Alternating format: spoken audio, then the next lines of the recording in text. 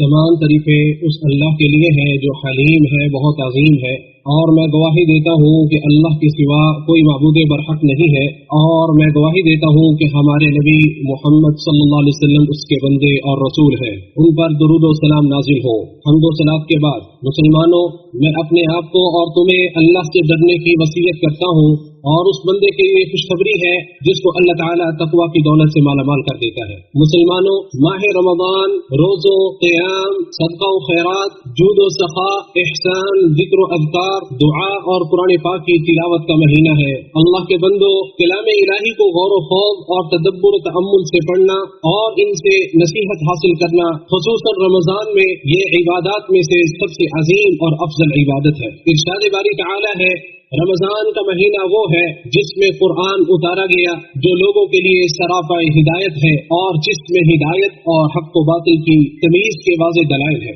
عبداللہ بن عباس رضی اللہ تعالی عنہما کہتے ہیں کہ رسول اللہ صلی اللہ علیہ وسلم سب سے زیادہ سخی تھے، اور رمضان میں جب جبریل علیہ السلام آپ صلی اللہ علیہ وسلم سے ملاقات کرتے تو آپ سب سے زیادہ سخی ہوتے تھے، اور جبریل علیہ السلام آپ سے رمضان کی ہر رات میں ملتے تھے اور قرآن کا دور کیا کرتے تھے۔ تو اس وقت رسول اللہ صلی اللہ علیہ وسلم خیر کے کاموں میں تیز ہوا سے بھی زیادہ سخی ہوا کرتے تھے۔ مسلمانوں، قرآن مجید کے معنی و مفہوم سے نصیحت حاصل کرنا، اس کے احکامات و ہدایات پر عمل کرنا، اس کی حدوں کی پاسداری کرنا، تعظیم الہی تک رسائی حاصل کرنا، اور اللہ عز و جل کی وحدانیت و یکتائی کو تسلیم کرنا، یہ سب قرآن مجید کے بڑے بڑے مقاصد میں شامل ہے۔ اور بندے کے لیے اسی طرح اپنے خالق و معبود کی معرفت حاصل کرنا اشد ضروری ہے، جس طرح اس نے اپنی کلام میں بیان کی ہے، تاکہ اس کے نتیجے میں بندہ اپنے رب کی تعظیم و توقیر تک پہنچ سکے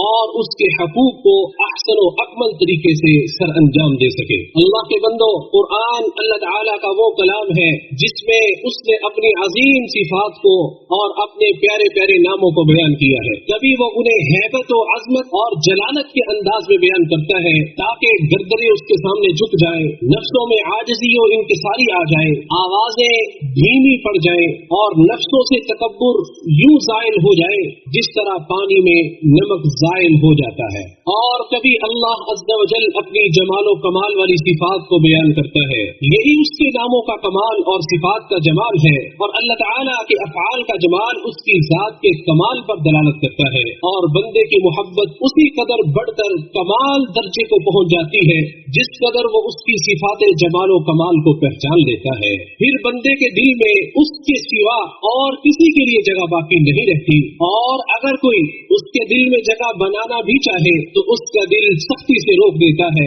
اور اس کے دل میں تکلف سے فطری محبت باقی رہ جاتی ہے۔ اور کبھی اللہ تبارک و تعالی رحمت، بر و احسان اور لطف جیسی صفات کو بیان کرتا ہے، جس سے بندے کی آس و امید مضبوط ہو کر بڑھ جاتی ہے اور اس کی تما مستحکم ہو جاتی ہے، اور یہی اس کی رہنمائی کرتی ہے تو وہ اپنے رب کی طرف چل دیتا ہے۔ اور جس قدر آس و امید مضبوط ہوتی ہے اسی قدر بندہ اعمال کرنے میں زیادہ محنت و کوشش کرتا ہے۔ اور کبھی اللہ سبحانہ و تعالی عدل، انتقام، غضب و غضب، ناراضگی اور عقوبت والی صفات کو بیان کرتا ہے، جس سے برائی پر ابھارنے والا نفس امارہ رک جاتا ہے، اس کی ہوس اور حرام چیزوں کی رغبت ناتواں یا مکمل ہی ختم ہو جاتی ہے، اور نفس اللہ تعالیٰ کے خوف و خشیت اور عذاب کے ڈر سے باز آ جاتا ہے۔ اور کچھ آیات میں اللہ سبحانہ و تعالیٰ نے امر و نہی، عہد و وصیت، پیغمبروں کو مبعوث کرنے، کتابوں کو نازل کرنے اور شریعتوں کو مقرر کرنے کا ذکر کیا ہے، جن سے احکامات الہیہ کو قبول کرنے، ان پر عمل کرنے، ان کی تبلیغ کرنے، ان کے ذریعے باہم ذکر و نصیحت کرنے میں تقویت ملتی ہے، نیز شرعی خبروں کی تصدیق کرنے، حکم الہی ماننے اور منع کردہ اشیاء کو ترک کرنے میں بھی مدد ملتی ہے۔ اور کچھ آیات اللہ کی ایسی ہیں جن میں اللہ تعالیٰ سمع و بصر اور علم جیسی صفات کا ذکر کرتا ہے، جن سے بندے کی شرم و حیا بیدار ہوتی ہے تو وہ کسی بھی ناپسندیدہ کام کرنے یا سننے میں اپنے رب سے شرماتا ہے، حتیٰ کہ وہ اپنی تنہائی کو بھی اللہ کی ناپسندیدہ کاموں سے پاک کر لیتا ہے۔ تو اس کے नतीजे में इंसान की हरकत और सकनात, अकवाल और सोचे भी शरीयत के दायरे में रहती है। और कुछ ऐसी आयात हैं जिनमें अल्लाह सुब्हानहू व तआला के काफी व वाफी होने, बंदों के मफादात की निगरानी करने, उनके रिस्क का इख्तिमाम करने, उनकी मुश्किल कुशाई करने, अपने वलियों की मदद, उनके दिफा, उनके साथ मईयत इलाही जैसी सिफात का अल्लाह ने तज़किरा किया है, जिनसे बंदे के तवक्कुल इलाही, उसी की ज़ात पर भरोसा और हर हाल में उसी की रज़ा पर राजी रहकर उस पर कायम रहने में भी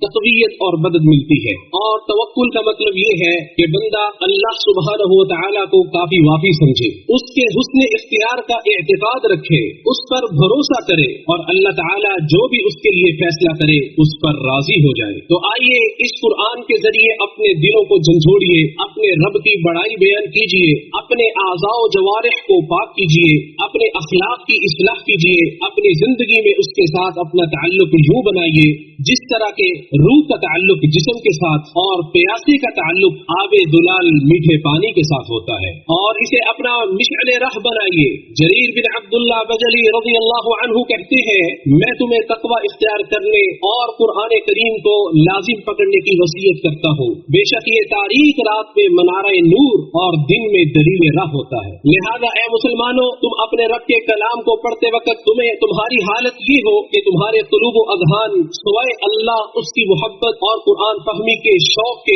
हर चीज से खाली हो। इरशाद बारी तआला है, बेशक इसमें नसीहत है उसके लिए जो दिल रखता हो या कान लगाए और वो मुतवज्जे हो। सुलेमान ख्वास कहते हैं, मैं अपने नफ्स से कहता हूँ कि कुरान को इस तरह पढ़ो गोया तुम अल्लाह को कलाम करते हुए सुन रहे हो, तो तिलावत में हलावत और चाशनी आ जाती है। अल्लाह ताला मेरे और आपके लिए कुरान करीम में बरकत अता फरमाए और मुझे और आपको इससे नफा अता फरमाए। मैं अपनी बात को यहीं पे मुकम्मल करता हूँ और तमाम तरीके तमाम जहानों के पालने वाले अल्लाह के लिए।